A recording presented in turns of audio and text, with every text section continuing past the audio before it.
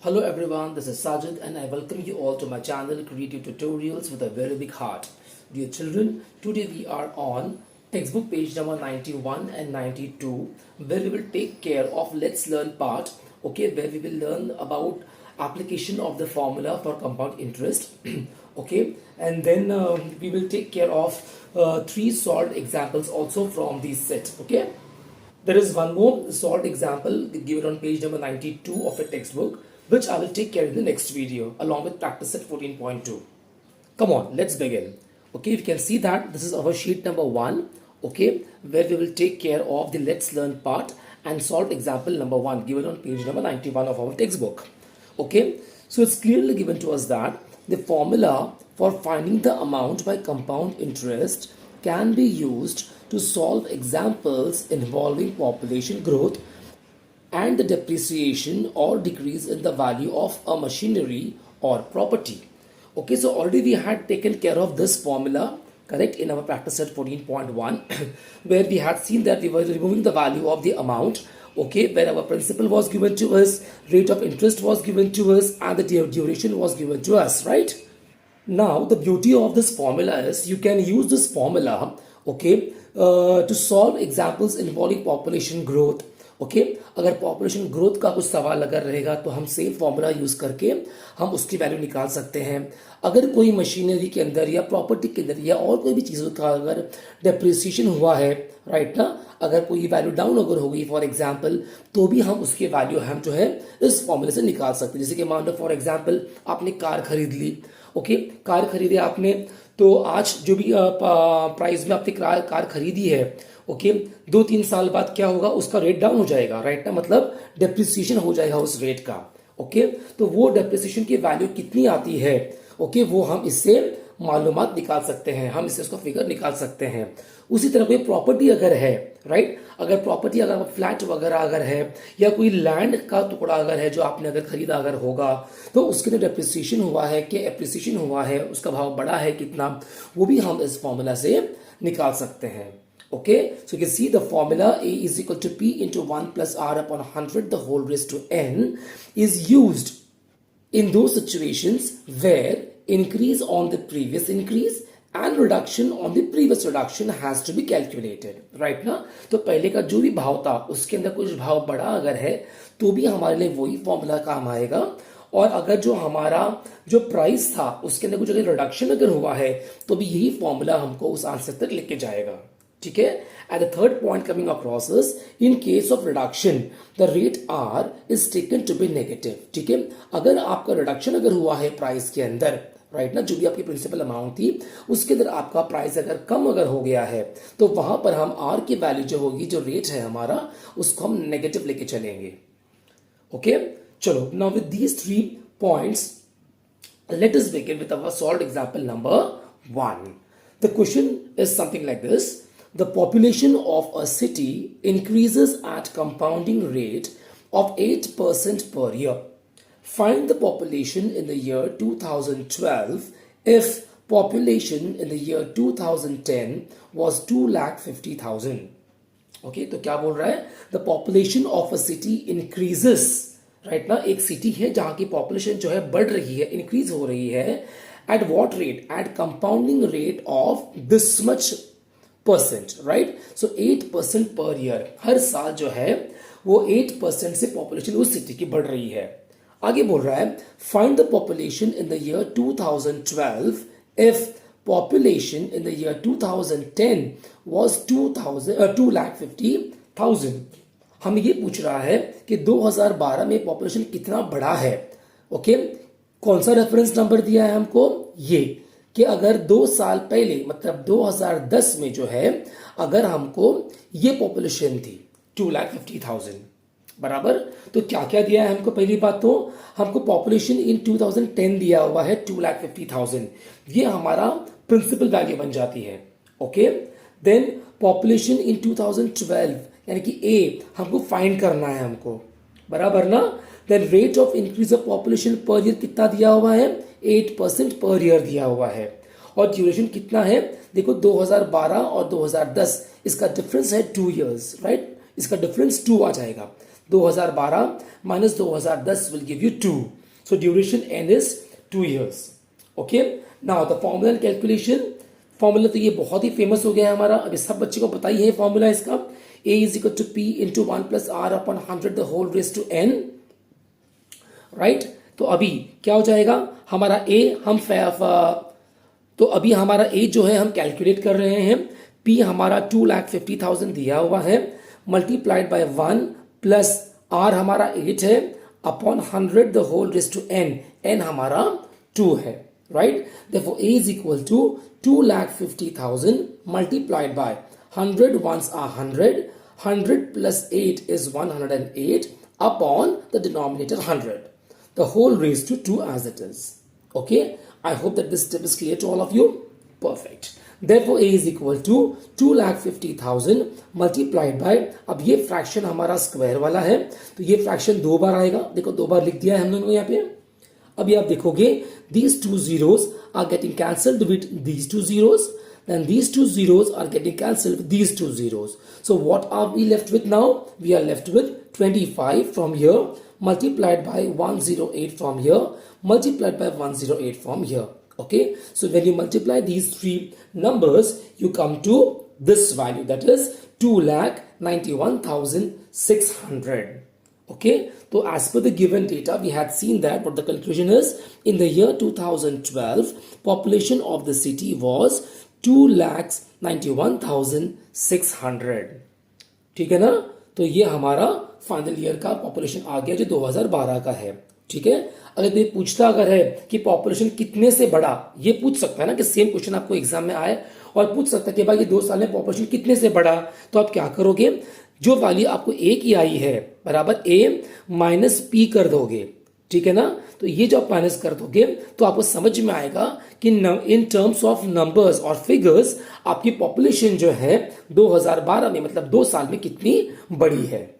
Okay, ये आपको इस क्वेश्चन में पार्ट नहीं दिया हुआ है, however they can ask you one additional point in the question. Okay, so I hope that this solution number 1, that is solved example number 1, is very clear to all of you. Perfect. Let's go to sheet number 2 where we will take care of solved examples number 2 and 3. Okay, now example number 2. Rehana purchased a scooter in the year 2015 for rupees 60,000. Rehana एक लड़की है जिसने एक scooter खरीदी है 2015 में, जिसकी cost price है इतनी, मतलब ये प्रिंसिपल अमाउंट है, इतना पैसा उसने डाली है उस स्कूटर को खरीदने के लिए। If it's value falls by 20% every year, हर साल जो है उसकी वैल्यू जो है स्कूटर की डिप्रिशिएट हो रही है, नीचे गिर रही है, किस रेट से, 20% से। Then what will be the price of scooter after 2 years, तो इस साल में उसने अगर खरीदी है स्कूटर तो 2 साल बाद यानी कि 2017 में इस रेट के डेप्रिसिएशन के हिसाब से उसकी स्कूटर की प्राइस कितनी होगी। ओके, चलो, so what is given to us, principal amount is given to us rupees 60,000, then rate is given to us 20%, that is depreciation, देखो मैंने यहाँ पे लिखा हुआ है, करेक्ट, और यहाँ पे मैंने एक एरो मार्क आपको दिखाया हुआ है पॉइंटिंग डाउनवर्ड्स, ताकि समझ में आए कि डेप्रिसिएशन हो रहा है यानी कि रेट गिर रहा है। And then duration is 2 years. Okay, क्या फाइंड करने बोल रहा है आपको, अमाउंट फाइंड करने बोल रहा है। ओके, फॉर्मूला हमारा है ही ये वाला, a is equal to p into 1 plus r upon 100 the whole raise to n। Okay, so therefore a is equal to p, p कितना दिया है हमको 60,000 जो यहाँ पे आ गया, multiplied by 1 plus r is how much, 20% depreciation है, right.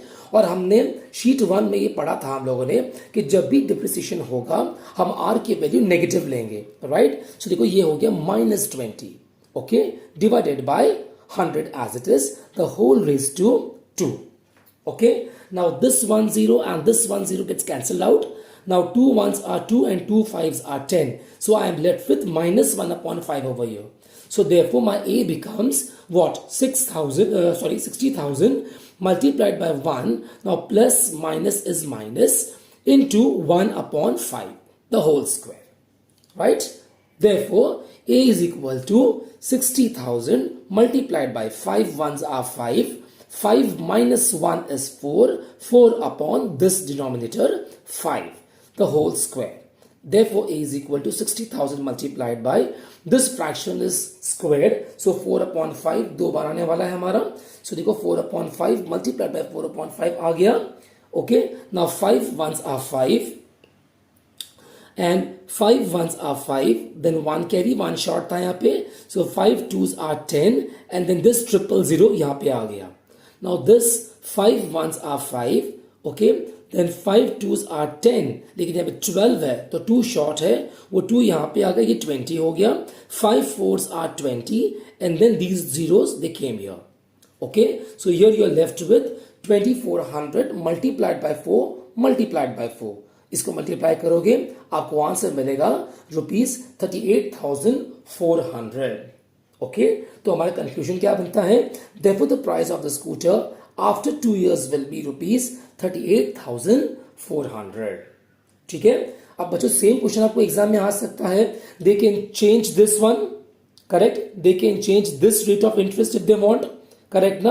कि डेप्रिसिएशन कितने परसेंट से गिर रहा है, 15% कर सकता है, 10% कर सकता है, जो कुछ भी है, राइट. और यहां पर आपको जो ड्यूरेशन 2 years है, आपको 1 year पूछ सकता है या 3 years पूछ सकता है.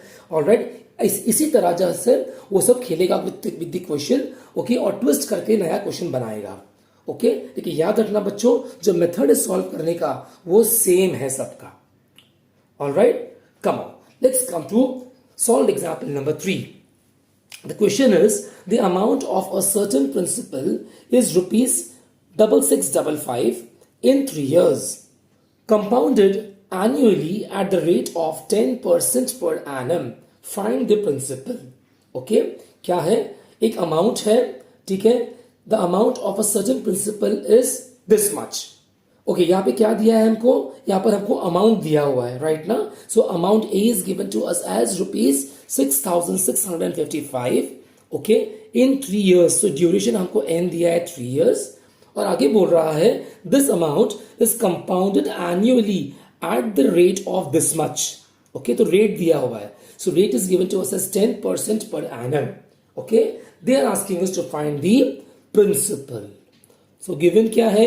Amount A this much, duration N this much, rate R this much, and to find क्या है? Principal P.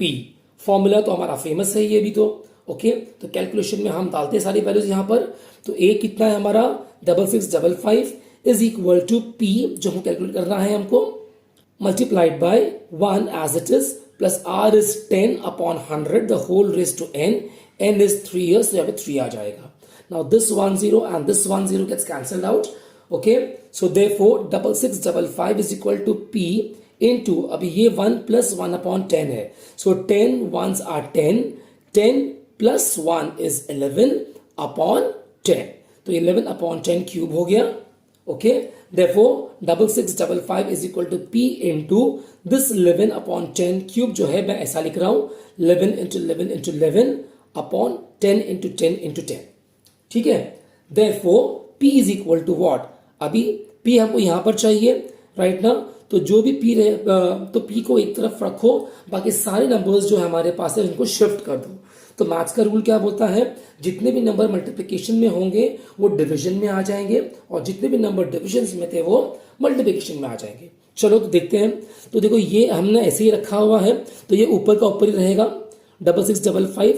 अब ये जो है 10 10 10 ये साइड चेंज कर रहा है, बराबर ना. तो ये साइड जो चेंज कर रहा है तो नीचे ये मतलब डिविजन में है, तो जब ये साइड चेंज करेगा तो ये मल्टीप्लिकेशन में आ जाएगा. सो 10 इंटू 10 इंटू 10 मीन्स 1000. ओके, तो मैंने यहां पे लिख दिया 1000. अब यहां पर ये 11 जो 3 बार लिखा हुआ है ये मल्टीप्लिकेशन फेज में है, करेक्ट. अब ये साइड चेंज कर रहा है तो डिविजन में आ जाएगा, तो वो 3 11 मैंने नीचे लिख दिया है. ओके डियर चिल्ड्रन, चलो अब देखते हैं. 11 ones are 11, 11 sixes are 66, then 0 and 11 fives are 55. Okay, so 11 605s are 6655.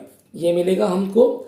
अभी ये 11 की बारी आती है. 11 ones are 11, 11 fives are 55. देखिए यहाँ पे 60 है तो 5 शॉर्ट है, ये 5 यहाँ कैरी हो जाएगा तो ये 55 हो गया, तो वापस 11 fives are 55.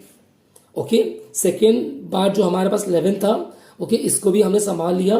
Now is the turn off this 11. So 11 ones are 11, 11 fives are 55. Okay, तो यहां से हमारे पास बच गया 5 और यहां से बच गया 1000. सो 5 into 1000 इज ₹5000. ओके, तो ये रुपीज जो है ये हमारा प्रिंसिपल अमाउंट है. ओके, तो ये जो हमारा जो अमाउंट है ये हमारा प्रिंसिपल अमाउंट है. तो कंक्लूजन क्या आएगा हमारा? Therefore the principal was ₹5000. Okay, very clear to all of you? Okay, so I hope that the solutions of all three solved examples as well as the let's learn part was very well understood by each and everyone. Okay, so I am done with my video and I hope that you have enjoyed the video. And in case if there are some students who have not understood the solution, doesn't matter, pause the video, okay, go through the video 2-3 times, all right? तो वो देख के आपको आ जाएगा कि बड़ा ऐसा कोई रॉकेट साइंस नहीं है उसके अंदर, आराम से आपको भी आ जाएगा. अगर आ रहा है तो 2-4 बार जरा वीडियो पॉज करो और उसको 2-4 बार देख लो अच्छे से, ताकि आपको समझ में आएगा कि क्या क्या चल रहा है वहां पर. ऑलराइट, तो ये 2 शीट्स में हमने हमारा वीडियो पूरा कर लिया है. ठीक है, अभी इसका सॉल्व एग्जाम्पल जो है वो एक बाकी है, सॉल्व एग्जाम्पल नंबर 4, जो आई गेस अपने पेज नंबर 92 पे दिया है टेक्स्ट बुक के आपके. ओके, तो मैं नेक्स्ट वीडियो के अंदर फिर 2 शीट लेकर आऊंगा और वहां पर भी जो है मैं आपको एक जो सॉल्व एग्जाम्पल नंबर 4 है वो दिखा दूंगा, और जो प्रैक्टिस सेट 14.2 चालू हो जाएगा ना, उसके मैं 2-3 क्वेश्चन उसमें लेकर आऊंगा. ठीक है, तो नेक्स्ट वीडियो के अंदर भी आपको 4 क्वेश्चन देने की कोशिश करूंगा मैं एक साथ में. Alright, so I hope that you have enjoyed the video, you are loving mathematics studying with me, and if that is the thing, I request you humbly to please do like, share and subscribe my channel. Alright, chalo then dear children, I am blessed, stay happy, study well. Okay, very soon I'll be back with my next video. Till then, take care. Bye bye.